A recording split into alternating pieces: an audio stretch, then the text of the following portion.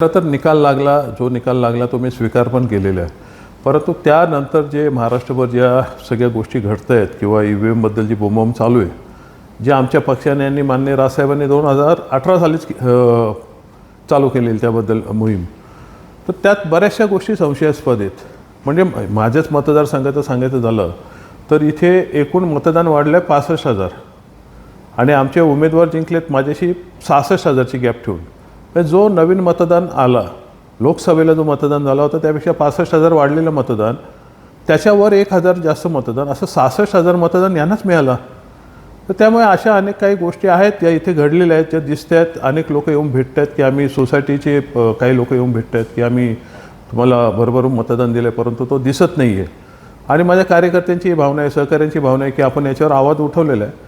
त्या अनुषंगाने मी पण ती मागणी केलेली आहे. त्याचे काय 17 EVM मशीन त्याचं VVPAT मोजण्यासाठी जे कायदेशीर काहीतरी साधारण 8 लाख भरायचे असतात तेही भरलेले आहेत मी. परंतु हा जो एकंदरीत गोंधळ चालला आहे किंवा जो आवाज उठवला जाते त्याच्या अनुषंगाने बऱ्याचशा गोष्टी पण चालू आहेत इथे. म्हणजे मुख्यमंत्र्यांना ताप काय आला, दरेगावात जाऊन काय बसले, शेवटी यांना जे BJP सांगेल तेच करायचे. परंतु ह्या गोष्टींवरनं कुठेतरी लक्ष हटवण्यासाठी पण ही काय कामं चालू आहेत असाही संशय येतो आहे. त्यामुळे एकंदरीतच सध्याचं जो राजकीय वातावरण बघता जी आम्ही मागणी केलेली आहे आणि अनेक लोकांनी केलेली आहे त्या अनुषंगाने सगळं चालू आहे.